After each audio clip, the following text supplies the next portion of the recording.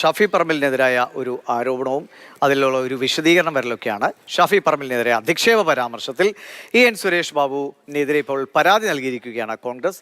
അദ്ദേഹം പറഞ്ഞ കാര്യങ്ങളിൽ മാറ്റമില്ല, ഞങ്ങൾക്ക് കൃത്യമായ വിവരങ്ങളുണ്ടെങ്കിലേ പറയാറുള്ളൂ എന്നൊക്കെ പറഞ്ഞിരുന്നു.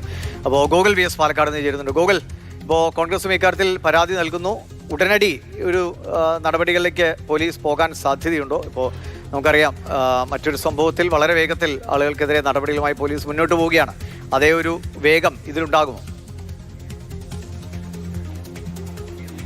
ഏതായാലും ഇതൊരു സെക്കൻഡ് പാർട്ടി നൽകുന്ന പരാതിയാണ്. അതായത് ഷാഫി നേരിട്ട് നൽകുന്നതല്ല, ബ്ലോക്ക് കോൺഗ്രസ് കമ്മിറ്റിയാണ് പരാതി നൽകുന്നത്. അപ്പോൾ എത്ര പെട്ടെന്ന് വേഗത്തിൽ പോകുമെന്നുള്ള കാര്യത്തിൽ അറിയില്ല. ഏതായാലും നിയമോപദേശം തേടിയതിനു ശേഷം പരാതിയുടെ കാര്യത്തിൽ കൂടുതൽ അന്വേഷണം നടത്തുമെന്നുള്ളതാണ് മനസ്സിലാക്കാൻ കഴിയുന്നത്. ഏതായാലും അല്പസമയം മുൻപാണ് കോൺഗ്രസ് ഈ വിഷയത്തിൽ ഔദ്യോഗികമായി കോൺഗ്രസ് കമ്മിറ്റിയുടെ നേതൃത്വത്തിൽ ഇത്തരത്തിൽ പരാതി നൽകിയത്.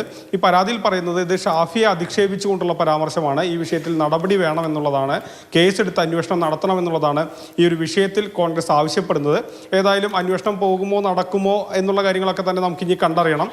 പക്ഷേ ഇത്തരത്തിൽ അന്വേഷണമായി പോവുകയാണെങ്കിൽ അതിൽ താൻ തെളിവുകൾ നൽകുമെന്നുള്ളത് സുരേഷ് ബാബുവും പറഞ്ഞിട്ടുണ്ട്. അപ്പോൾ അങ്ങനെ തെളിവുകൾ നൽകാൻ സുരേഷ് ബാബുവിന് കഴിയുമോ എന്നുള്ളൊരു പ്രധാനപ്പെട്ട ചോദ്യമാണ്. ഏതായാലും ആ കാര്യങ്ങളൊക്കെ തന്നെ വരും ദിവസങ്ങളിൽ നമുക്ക് അറിയാൻ കഴിയുമെന്നാണ് മനസ്സിലാക്കുന്നത്.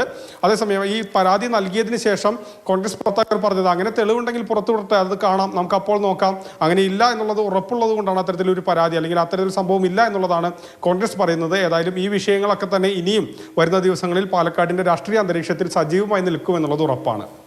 ശരി, നമുക്ക് ഈ വിഷയത്തിൽ കോൺഗ്രസിന്റെ സതീഷ് എന്ന പ്രവർത്തകന്റെ ഒരു പ്രതികരണം കൂടിയുണ്ട്, നോക്കാം.